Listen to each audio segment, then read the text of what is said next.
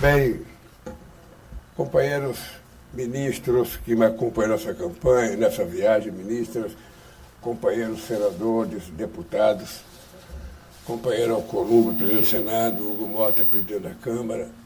Também estiveram conosco aqui o Rodrigo Pacheco, ex-presidente do Senado, o Arthur Lira, ex-presidente da Câmara.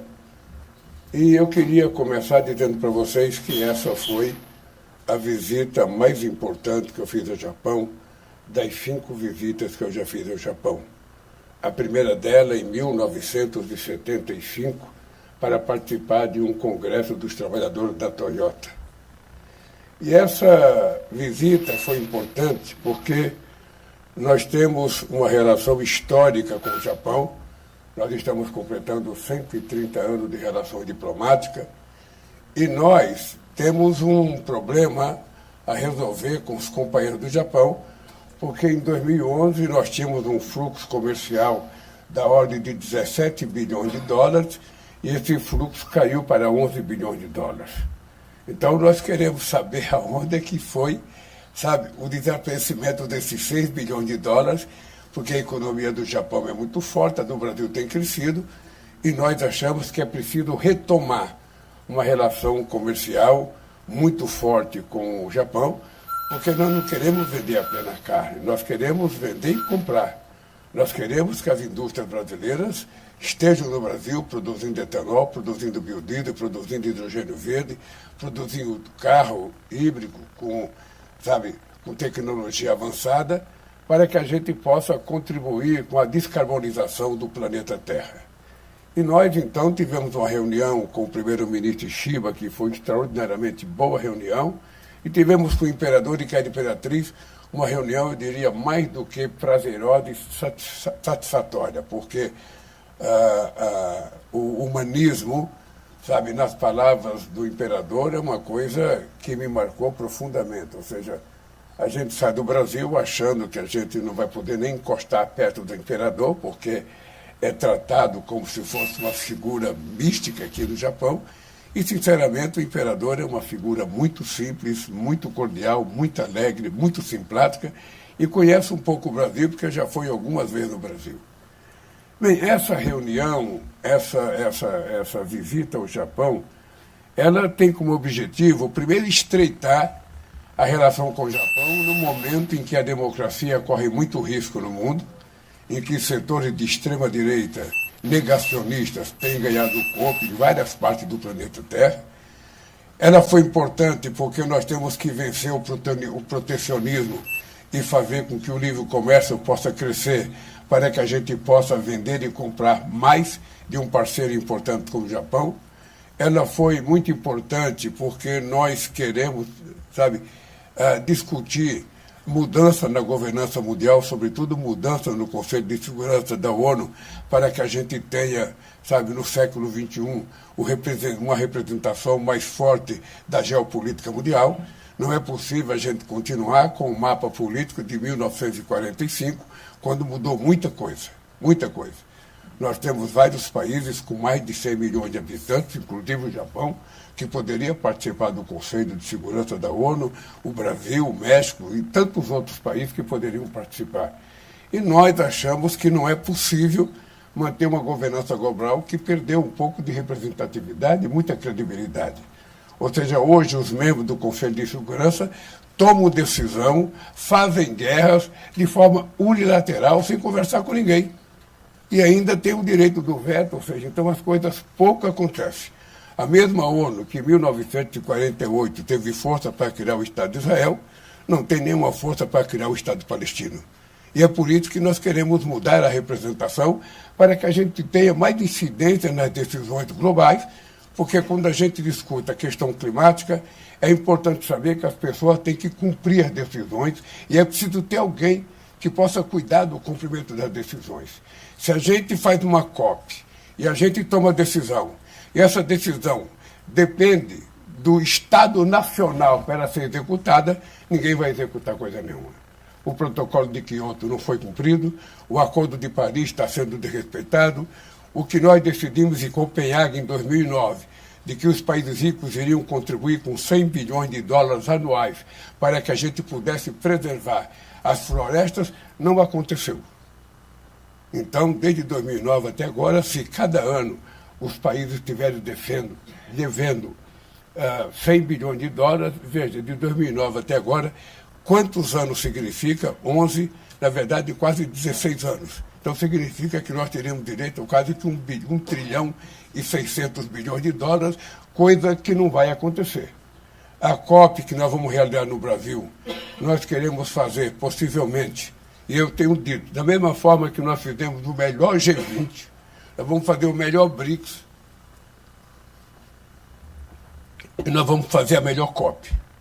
Nós não queremos uma COP em que seja um festival de pessoas andando para lá e para cá, como se fosse um shopping de produtos, sabe, climáticos, produtos ambientais, em que todo mundo compra o que quiser, vende o que quiser, sem ninguém ter responsabilidade.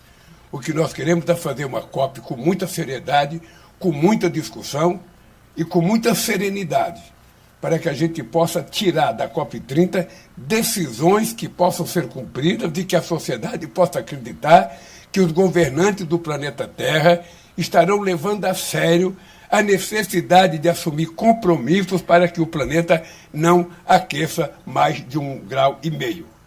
Essa é a ideia e a decisão. Se tem negacionista que não acredita que o mundo está com problemas, o que nós vimos no ano passado é uma demonstração de que nós estamos perdendo o controle pelo mundo que a gente vive, pelo ar que a gente respira, pela água que a gente bebe e pelo lugar que a gente mora. Esse é um fato concreto e não precisa os cientistas falarem. Nós estamos vendo fazer neve, sabe, no deserto, encher d'água no deserto e fazer seca em lugar que antes chovia, enchente onde não chovia. Ou seja, o mundo está mudando. E nós, seres humanos, temos responsabilidade. E mais responsabilidade tem os países que se industrializaram há 250 anos atrás, há 200 anos atrás. Esse é o dado que nós temos que levar em conta. Esse é o dado que quem defende o planeta, quem acredita de que está havendo um problema, sabe, climático, tem que brigar por isso. Não vamos imaginar que os destruidores do planeta irão ter, sabe, disposição de deixarem de ser destruidores. Quem acredita que está acontecendo é que tem que brigar. E o Brasil vai fazer a sua parte. Pode se preparar, companheira Marina Silva, que nós vamos fazer a melhor COP já feita desde a primeira COP. E vamos discutir com muita seriedade, porque nós já assumimos compromisso de desmatamento zero na Amazônia até 2030, nós queremos zerar o desmatamento no Cerrado, nós queremos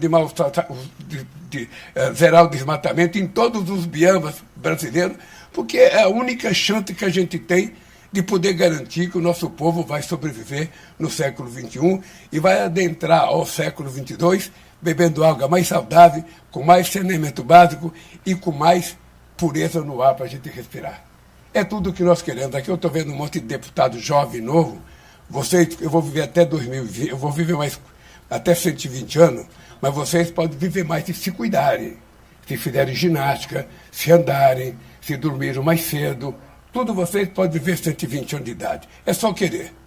É só querer. Então, companheiros e companheiras da imprensa, eu estou muito satisfeito com essa reunião. Voto para o Brasil com a certeza que nós abrimos uma trincheira extraordinária no desenvolvimento brasileiro. Eu quero atrair mais empresas japonesas para ir para o Brasil. Em 2008, aqui no Japão, os governantes imaginavam que iam adotar 3% de etanol, sabe, no combustível a partir de 2010. Não foi adotado. E agora o Japão está com a disposição de adotar 10% de etanol na gasolina, começar a produzir biodiesel. E o Brasil é o lugar mais extraordinário. Da mesma forma que o Japão nos ajudou a encontrar uma solução para o Cerrado, que era tido pelos brasileiros como uma região de terra ruim, de terra arrasada, que as árvores eram pequenas e tortas, portanto ali não dava nada se plantasse, e os japoneses, com a sua tecnologia, nos ajudaram a transformar o Cerrado num lugar mais produtivo do país. Eu quero que os japoneses descubram que, se quiser produzir etanol, o Brasil tem muita terra, o Brasil tem muita água, o Brasil tem muito sol, e nós estamos convidando os japoneses para ajudar a gente a recuperar 40 milhões de hectares degradados que a gente pode transformar numa área produzida que é maior do que Portugal. essa área degradada no Brasil. Então a gente pode produzir o que a gente quiser, pode produzir mais comida, pode produzir mais eucalipto, pode produzir, criar mais gado, criar mais galinha, criar mais porco, criar mais cavalo, criar tudo que a gente quiser. Então nós estamos convidando os japoneses para participar da transição energética brasileira, para participar, sabe, da mudança do combustível fóssil para um combustível limpo. Isso vai levar anos, mas é importante que a gente dê os passos necessários a partir de hoje e, sobretudo, fazer com que a economia japonesa cresça muito. E também eu disse para os companheiros japoneses, e fiz questão de dizer para o imperador e dizer para os primeiros-ministros, de que é muito importante a defesa do multilateralismo. É muito importante. E a defesa do livre comércio. Vocês estão lembrados que na década de 80 se criou no planeta Terra, em todos os países do mundo, a ideia de que era necessária a globalização da economia. Ou seja, tinha que ser globalizada, porque tinha que ser livre o comércio, porque todo mundo tinha que vender para todo lugar. E agora, estranhamente, os mesmos que defendem o livre comércio estão praticando o protecionismo. Eu, sinceramente, não sei o que vai acontecer no planeta. Nós, do Brasil, não temos contencioso com ninguém, não queremos contencioso com ninguém, nós queremos continuar passando a mensagem de que guerra só distrai, a paz só constrói. De que nós queremos um momento para fazer investimento na economia, para fazer investimento na educação, para fazer investimento em tecnologia, e nós queremos construir parceria com os japoneses, com as universidades japonesas, com os institutos de pesquisa do Japão, com as indústrias japonesas, porque é assim que a gente vai desenvolver. Eu tenho um compromisso de que eu tento passar a ideia de que o Brasil não pode jogar fora a oportunidade do século XXI. Nós já jogamos muitas oportunidades fora. Eu, de vez em quando, me pergunto, quando a gente está discutindo economia, o pessoal fala, mas investir em educação vai gastar dinheiro, investir em pesquisa vai gastar dinheiro, investir não sei da conta vai gastar dinheiro. O que a gente tem que perguntar é quanto custou a gente não fazer as coisas no tempo certo. Quanto custou a gente não ter feito a reforma agrária nos anos 50? Quanto custou a gente não ter feito universidade no Brasil no mesmo período que vários países da América Latina fizeram? Quanto custou a gente não fazer os investimentos em universidades, em institutos, como todos os países fizeram? O Brasil ficou para trás. E nós estamos trabalhando para recuperar. Eu estou muito feliz com o que está acontecendo no Brasil. Eu sou um homem, como eu sou uma pessoa que creio muito em Deus, e eu sou um homem que tenho muita sorte, porque desde que eu deixei a presidência em 2010, a economia não tinha crescido mais acima de 3%. E eu voltei. Nos 2 primeiros anos a economia cresceu 3,2%, agora 3,4%, e vou desafiar os especialistas, porque nós vamos crescer em 2025 e vamos crescer em 2026. Quem quiser apostar, pode jogar, que nós vamos ganhar essa aposta, porque o Brasil vem crescer. Nós queremos gerar mais emprego, melhorar o salário, melhorar a distribuição de renda e fazer com que o Brasil se transforme num país exportador de conhecimento e tecnologia e não apenas exportador de commodities, se bem que exportar commodities é muito importante para o Brasil. De vez em quando, Fávara, eu discuto com alguns companheiros que acham que o commodity é uma coisa atrasada. As pessoas não fazem questão quanto investimento tem em genética para a gente ter a carne da qualidade que nós temos, o frango da qualidade que nós temos. As pessoas não têm noção quanto tecnologia tem no grão de soja, no grão de milho, quanto tecnologia tem no etanol. E nós, então, queremos ser grandes exportadores de alimentos, grandes exportadores de commodities, grandes exportadores de minério de ferro, mas queremos exportar a inteligência do povo brasileiro, exportar conhecimento científico, tecnológico, que é isso que vai fazer o Brasil se transformar num país rico. Portanto, eu estou totalmente aberto às perguntas de vocês. Não tem pergunta proibida, não tem pergunta difícil. A única pergunta difícil é aquela que eu não saiba responder. Aí eu falo para vocês que eu não sei responder e vocês fazem uma que eu saiba responder. Eu, então, estou à disposição de vocês para que vocês façam as perguntas. Vamos iniciar.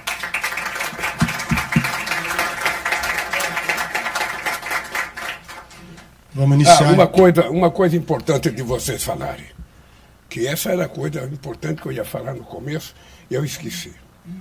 Eu quero que vocês registrem o que está acontecendo nesse momento no Brasil. Eu faço questão de, toda vez que viajar, convidar o presidente da Câmara, o presidente do Senado. Já convidei muitas vezes o presidente da Suprema Corte para a gente viajar junto, para a gente retomar a normalidade democrática do país. O Congresso Nacional tem o poder de legislar, tem o poder de fazer as leis, tem o poder de mudar as coisas que o Poder Executivo manda para o Congresso Nacional, e a gente quer que eles participem das viagens para que eles assumam as mesmas responsabilidades que nós assumimos. Eu acho que esta é uma fotografia muito importante. Eu sou agradecido a aceitar o meu convite ao companheiro Alcolumbre, sou agradecido ao companheiro Hugo Mota de ter aceitado o meu convite, porque essa é uma fotografia importante que não acontece na maioria dos países do mundo. Eu fui com o Pacheco e com o Lira fazer um debate em Nova York, com 26 empresários, e quando terminou a reunião, eles me falaram: "Ô presidente, aqui no Brasil, aqui nos Estados Unidos, é impensável você ver qualquer que seja o presidente se juntar ao presidente da Câmara e do Senado. Pois aqui é o seguinte, o companheiro Alcolumbre pertence a um partido político, o Hugo Mota pertence a outro, eu pertenço a outro, os deputados que estão aqui pertencem a vários partidos políticos, mas nós temos um compromisso. A gente não precisa abrir mão das nossas divergências pessoais e ideológicas. O que nós temos é que assumir um compromisso que Brasil a gente quer deixar para a futura geração. É isso que faz com que a gente esteja junto e, por isso, isso daqui para frente vai ser um hábito. Eles só não viajarão comigo quando não quiserem. E outro dado é os sindicalistas. É muito importante, a partir de agora, todo o país que eu visitar, eu vou pedir para marcar reunião com os sindicalistas, do país, porque nem sempre os sindicalistas têm com quem conversar. Porque no mundo hoje, lamentavelmente, só tem eu, de presidente operário, que saí do movimento sindical. Então, se eu não fizer isso, quem vai fazer? Então, eu quero que vocês também se habituem, compre terno novo, porque tem que andar bonito, que daqui para frente vocês vão ser convidados a andar, aproveita, faz a reivindicação no avião para os deputados, convence eles a votar nas coisas de vocês, e a gente quer transformar o país um país alegre. O Brasil, Alcolumbre, durante todos os meus 2 mandatos, o Brasil era o país mais alegre do mundo, e era o povo que tinha mais expectativa do futuro do mundo. Isso mudou.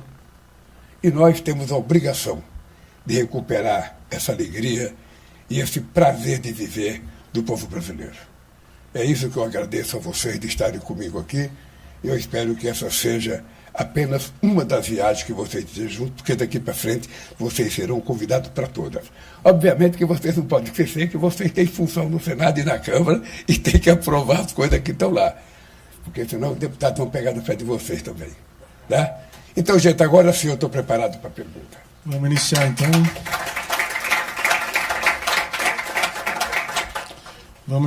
então.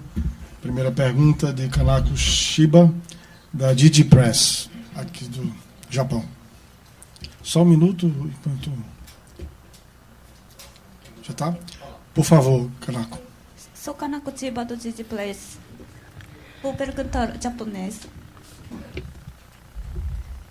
今回の訪日を通して Dessa vez, gostaria de ouvir, então, com a sua viagem ao Japão, qual foi a sua impressão de uma forma geral e sobre a questão das negociações de um EPA entre o Japão e o Mercosul e também as exportações da carne bovina brasileira ao Japão. Gostaria de saber se houve algum avanço nessas discussões na sua vinda ao Japão e quais são os resultados que o senhor vê que foram obtidos com essa sua vinda ao Japão. Olha, primeiro, eu, como presidente do Brasil, eu vou assumir a presidência do Mercosul no 2º semestre. E se depender de mim, vai acontecer o que aconteceu no acordo com a União Europeia. Nós vamos trabalhar para que haja um acordo do Mercosul com o Japão. É bom para os países do Mercosul e será bom para o Japão. Quanto mais mercado nós abrirmos, quanto mais facilitações a gente fazer para a negociação, é muito melhor. Ou seja, o mundo está precisando que cresça o comércio entre os países, entre os continentes, e nós não aceitamos a ideia de uma nova Guerra Fria entre Estados Unidos e China. Nós já temos a experiência da Guerra Fria, que durou quase 50 anos. Nós queremos efetivamente, quanto mais liberdade, quanto mais comércio existir, melhor será para os países. Por isso, eu, como presidente do Mercosul, sabe, a partir do segundo semestre, vou trabalhar para que a gente possa fazer acordo com o Japão. Eu não vim aqui no Japão apenas para discutir a questão da carne. A carne é uma coisa muito importante para o Brasil, porque nós somos o maior produtor de carne do mundo. A carne brasileira tem muita qualidade. Hoje a carne brasileira compete com qualquer carne de qualquer país do mundo. Muita qualidade, muita genética, sabe? E nós temos hoje uma carne livre de febre aftosa. É uma coisa extremamente empolgante. Então, o que eu disse ao primeiro-ministro é que o Brasil está pronto a partir de amanhã. Eu até disse para ele que se as pessoas quiserem no meu avião, estarão convidadas no meu avião para fazer a fiscalização que quiser, no estado que quiser, para que a gente possa mostrar a qualidade daquilo que nós estamos oferecendo ao Japão. Obviamente que nós temos que respeitar a decisão japonesa. Cada país tem um critério e nós esperamos. O que eu ouvi do primeiro-ministro é que ele vai, sabe, o mais rápido possível, mandar os especialistas dele para analisar, sabe, o rebanho brasileiro e depois vamos ver se eles vão tomar a decisão. O dado concreto é que nós vendemos uma carne de muita qualidade e a carne mais barata de todos os países. É importante o Japão saber disso. É a carne de qualidade e a mais barata. E quem sabe aqui no Japão vocês aprendam a fazer churrasco, que tenha muita churrascaria e que vocês possam apreciar um bom churrasco brasileiro, porque aí sim nós vamos poder vender mais carne e comprar mais coisa de vocês. Eu estou satisfeito com a decisão do ministro Shiba. Estou satisfeito com a decisão dele. A gente não poderia achar que numa reunião a gente iria resolver tudo, mas eu posso dizer para vocês que eu estou satisfeito porque, sabe, eu acredito que ainda este ano a gente vai ter uma solução nessa questão da carne. E eu espero que também a gente tenha uma solução na questão do etanol, espero que a gente tenha uma solução na questão dos investimentos maior do Brasil. Eu fui visitar a Toyota a semana passada. A Toyota anunciou na cidade de Sorocaba um investimento de $2 bilhões até 2030. E nós temos várias empresas japonesas no Brasil que estão pensando em investir R$45 bilhões até 2030 no Brasil. Isso para nós é tudo que a gente quer, é tudo que nós precisamos. Mais investimento, mais emprego, mais salário, mais consumo, e a roda da economia gira sem parar e vai ser bom para todo mundo. Por isso eu queria dizer à jornalista, eu saio do Japão daqui a pouco muito satisfeito com a reunião. Muito satisfeito, mas prazerosamente satisfeito. Sobretudo com o carinho que nós fomos tratados pelo imperador e a imperatriz, pelo carinho que fomos tratados pelo primeiro-ministro e pelo carinho e a educação que fomos tratados pelo povo japonês. Eu posso lhes dizer que todos os membros da minha delegação estão boquiabertos com a qualidade da educação do povo japonês. Posso dizer, todo mundo. Porque vir aqui é um aprendizado de evolução da civilização humana. Bom, vamos passar para a segunda pergunta. Luiz Fara, da TV Record, Brasil. Bom dia, presidente Lula. A primeira turma da Suprema Corte de Justiça do Brasil decidiu por unanimidade tornar o ex-presidente Jair Bolsonaro réu numa ação que analisa uma tentativa de golpe de Estado durante uma eleição para a qual o senhor foi eleito. Eu gostaria de saber qual a sua expectativa para o momento político no Brasil durante o decorrer dessa ação, em termos de sociedade, em termos de Congresso Nacional, onde o ex-presidente tem um número considerável de apoiadores. Eu queria saber também o que o senhor espera desse julgamento e o que vem à sua mente quando se fala no 8 de janeiro. Olha, primeiro seria presunção minha fazer qualquer prognóstico sobre a decisão da Suprema Corte Brasileira. Eu acho que o que é correto é que a Suprema Corte está se baseando e se manifestando nos autos do processo, depois de meses e meses de investigação, muito bem feita pela Polícia Federal, muito bem feita pelo Ministério Público e com muita delação de gente importante que está acusando o que tentou acontecer no Brasil. É visível que o ex-presidente tentou dar um golpe no país, é visível por todas as provas que ele tentou contribuir para o meu assassinato, para o assassinato do vice-presidente, para o assassinato do ex-presidente da Justiça Eleitoral Brasileira, e todo mundo sabe o que aconteceu nesse país. Não adianta agora ele ficar fazendo bravata, dizendo que está sendo perseguido. Ele sabe o que ele cometeu. Só ele sabe. Só ele sabe o que ele fez. E ele sabe que não foi correto. E não adianta ficar pedindo anistia antes do julgamento. Quando ele pede anistia antes do julgamento, significa que ele está dizendo que foi culpado. Ele deveria provar a inocência dele, porque ele não precisava pedir anistia. Prova que é inocente e vai ficar livre e acabou. Agora, como ele não tem como provar que ele é inocente, como ele não tem como provar que ele não tentou dar golpe, ele fica tentando fazer provocação ainda na sociedade brasileira. Eu só espero que a justiça faça justiça. Se, nos autos do processo, ele for inocente, que seja inocentado. Se ele for culpado, que seja punido. Eu, inclusive, defendo que ele tenha a presunção de inocência que eu não tive. Quando ele fala que quer proibir ele de disputar a eleição, é importante lembrar que eu fui proibido de disputar as eleições em 2018. É importante ele lembrar. Então, eu só espero que se faça justiça. Eu não dou palpite, não conheço os autos do processo. Eu espero que a Suprema Corte vote, sabe, com a coerência de uma Suprema Corte calejada, experimentada, porque o povo brasileiro precisa, inclusive, saber que a Suprema Corte está cumprindo com o seu papel. E todo mundo sabe o que aconteceu no Brasil. Todo mundo sabe. E ele também sabe. Eu, toda vez que alguém comete um erro, pergunto, olha, só você sabe se é verdade ou mentira. E ele sabe que é verdade. Ele sabe que é verdade, então eu espero que a Suprema Corte faça o julgamento que precisa ser feito e que tome a decisão em função dos autos do processo. Eu não acho que o ministro tem que falar para a imprensa, que tem que fazer discurso, eu acho que tem que votar. Sabe, não é o homem Bolsonaro que está sendo julgado. É um golpe de Estado que está sendo julgado. É a conduta desse cidadão que está sendo julgada. Então eu penso que se ele estiver culpado, ele tem que se contentar com uma punição. Isso vale para todos os 213 milhões de habitantes. Então, ao invés de chorar, caia na realidade e saiba que você cometeu um atentado contra a soberania desse país. É isso. Vamos passar a terceira pergunta de Mari Yagamushi, da AP, Associated Press.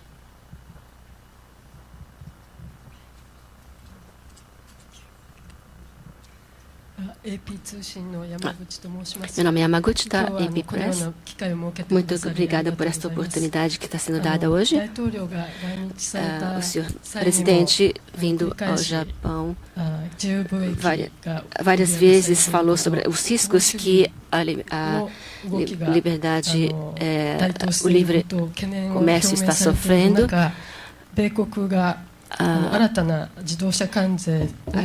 Quando os Estados Unidos têm lançado nova tarifa para o setor automobilístico, para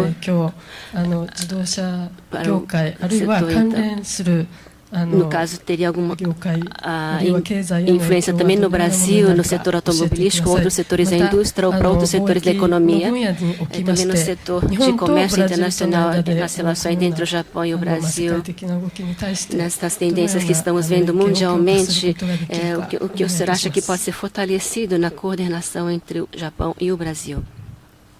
Olha, eu acho que o presidente Trump, como presidente dos Estados Unidos, ele tem o direito de tomar decisões dentro dos Estados Unidos. O que ele precisa é medir as consequências dessas decisões. Qual será o efeito dessa decisão para os Estados Unidos? Eu, sinceramente, se ele está pensando que tomando essa decisão de taxar tudo aquilo que os Estados Unidos importa, eu acho que vai ser prejudicial aos Estados Unidos. Isso vai elevar o preço das coisas e pode levar a uma inflação que ele ainda não está percebendo. Agora, como ele tem assessor econômico, tem gente para orientá-lo, eu não sei como é que ele vai reagir se isso acontecer. Da parte do Brasil, ele taxou o aço brasileiro em 25%. Nós temos duas decisões a fazer. Uma é recorrer na Organização Mundial do Comércio, que nós vamos recorrer, e a outra é a gente sobretaxar os produtos americanos que nós importamos. É colocar em prática a lei da reciprocidade. Não dá para a gente ficar quieto, achando que só eles têm razão e que só eles podem taxar os dois produtos. Os Estados Unidos, ele compra, ele vende também para o Japão. Ele não só compra do Japão, ele vende também. Ele não só compra do Brasil. Nós temos uma relação, um fluxo comercial de praticamente 87 bilhões de dólares, dos quais eles são superavitários em 7 bilhões de dólares. Então é um comércio muito equilibrado e que nós vamos tomar as atitudes que nós entendermos que seria bom para o Brasil. Eu acho muito ruim essa taxação, porque ao invés de a gente facilitar o comércio no mundo, a gente está dificultando o comércio no mundo. E esse protecionismo não ajuda nenhum país do mundo. Não ajuda. Vamos ver as consequências disso. Vamos ver. Eu acho que será ruim para os Estados Unidos. Vamos esperar o tempo, porque o tempo, quem sabe, nesse caso, seja o senhor da razão. Próxima pergunta do Felipe Santana, Rede Globo. Bom dia, presidente. Queria saber, nessa viagem longa que o senhor fez até aqui, com vários representantes do governo, o que vocês conversaram? Se vocês conversaram sobre assuntos que vão entrar em pauta no Congresso, falaram alguma coisa de reforma ministerial? E também gostaria de saber por que o senhor trouxe os antigos presidentes da Câmara e do Senado. O que aconteceu nesse voo para cá? Olha, primeiro eu trouxe os antigos, porque na minha cabeça, rei morto não é rei posto. Rei é sempre rei. Então você pode ter um segundo rei, um terceiro rei, um quarto rei, mas o primeiro continua rei. Então eu trouxe eles e fiz questão de que a gente não fizesse nenhuma discussão no avião que a gente poderia fazer em terra. Eu não seria louco de trazer os companheiros dentro do avião, um espaço muito limitado para a gente fazer as discussões que a gente pode fazer no território brasileiro e lá em Brasília, que tem muito espaço. Não seria louco, tá? E não seria prudente. Imagina viajar todo mundo de cara feia no avião, sabe? Sem se cumprimentar, sabe? E no banheiro e ficar esperando um na porta do banheiro já chutando a porta. Não. Essa é uma viagem de muita fraternidade. Muita fraternidade. E eu estou muito satisfeito porque é uma experiência rica que nós estamos fazendo. É uma experiência rica. Tá? Uma experiência de compromisso com o Brasil. É isso que é muito importante. E quando nós voltarmos ao Brasil, nós vamos discutir as coisas que nós temos que discutir. Sabe? Nós temos projetos importantes para ser votados. Os presidentes da Câmara e do Senado têm responsabilidade com os senadores e com deputados e têm que discutir com a liderança para saber o que pode ser feito. Sabe? E é isso que vai acontecer. Você pode ficar certo que nós vamos viver o melhor momento da relação entre o Congresso Nacional e o Poder Executivo. Uma relação sem subordinação, uma relação sem subserviência, mas uma relação de parceiros que tem como única preocupação fazer as coisas melhorar nesse país para o povo brasileiro. Eu tenho certeza que é assim que pensa o Alcolumbre, é assim que pensa o Hugo Mota, é assim que pensam os deputados que estão aqui, porque o presidente da República não é dono da razão. Quando a gente faz um projeto de lei e a gente manda para o Congresso Nacional, a gente está debitando muita expectativa que os deputados e senadores discutam, que possa aperfeiçoar. Eu, por exemplo, quando entreguei o projeto de renda de redução do imposto de renda até R$5.000, eu disse aos companheiros deputados, melhorar sempre, piorar jamais. Ou seja, vamos ver se a minha máxima tem repercussão. Porque é o seguinte, gente, nós temos que dar um salto de qualidade no Brasil. Você veja, nós tínhamos acabado com a fome em 2014. Eu voltei 15 anos depois, nós tínhamos 33 milhões de pessoas outra vez passando fome. Não é possível. Um país com a capacidade de produzir alimento que tem o Brasil, a gente saber que tem pessoas que vai dormir sem tomar café, que vai acordar sem saber se vai ter café para tomar, se tem almoço. Como é que é possível isso?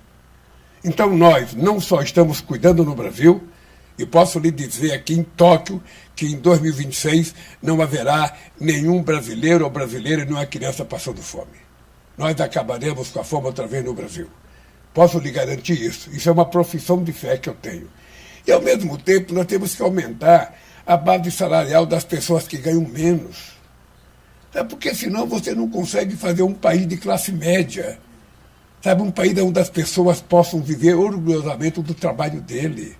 Que a coisa mais dignificante para o ser humano é ele trabalhar no final do mês, chegar com um salário, levar a sua família para comer no restaurante, para ir numa loja comprar alguma coisa. É esse país que nós queremos fazer. E é possível fazer. Você veja, há pouco tempo atrás, 80% dos acordos trabalhistas era feito abaixo da inflação. Hoje, 90% dos acordos trabalhistas são feitos acima da inflação. Há pouco tempo atrás, o salário mínimo passou 6 anos sem reajuste. Nos últimos 2 anos, teve reajuste acima da inflação nos 2 anos. Nós não tínhamos reajuste de bolsa, sabe, no Ministério da Ciência e Tecnologia. Nós não tínhamos reajuste na merenda escolar. Passou 7 anos sem reajuste na merenda escolar. Como é que se explica isso? Então, eu posso lhe dizer, sabe, que nós vamos fazer uma coisa funcionar e eu quero fazer funcionar em parceria. Parceria com os deputados, parceria com os senadores, porque tem uma coisa engraçada, quando eu converso com um deputado, ele não precisa ser meu amigo, ele não tem que ser do meu partido, ele pode pensar diferente, ele pode até não gostar de mim. Eu quero saber se ele vai gostar da proposta que nós estamos enviando para melhorar a vida do povo brasileiro. Se ele gostar disso, já está maravilhosamente bem. Sabe, é esse país que eu quero construir. Um país civilizado, de relação civilizada, onde todos, mesmo divergidos, possam trabalhar em benefício do país. Essa que é a coisa mais sagrada. É a gente poder se unir em torno do Brasil, que está faltando muito isso. E nós vamos fazer. Eu estou convencido que nós vamos fazer. Esse é o ano mais importante do meu mandato. Esse ano, tudo que nós plantamos em 2023, 2024, já nasceu. Agora é só colher e entregar para o povo. É isso. Vamos agora à última pergunta do Eri Takasu, da TV NHK. Meu nome é Takasu da NHK. Muito obrigada por esta oportunidade. Quando o presidente Trump anunciou os 25% de impostos no setor automobilístico, quando o seu presidente fala sobre a questão do multilateralismo que tem que ser também, e também do livre comércio que tem que ser reforçado, o que o senhor vê que pode ser melhorado na relação com o Japão? Nos comércios também com o Japão. Olha, pelo que eu conheço, o Japão é um parceiro muito importante para os Estados Unidos. Pelo que eu conheço, os Estados Unidos importam muito carro japonês e também tem muitas empresas japonesas produzindo carro lá. Eu, sinceramente, eu não sei qual é o benefício de você aumentar em 25% os carros comprados do Japão. Ou seja, a única coisa que eu sei é que vai ficar mais caro para o povo americano comprar. É a única coisa que eu sei. E esse mais caro pode resultar no aumento da inflação. E esse aumento da inflação significa aumento de juros. O aumento de juros significa contenção da economia. Então, eu não prevejo um quadro positivista nessa política de aumento de taxação. Eu acho que seria muito melhor, discutir uma política de preço que fosse justa para quem vende, justa para quem compra, para os dois países.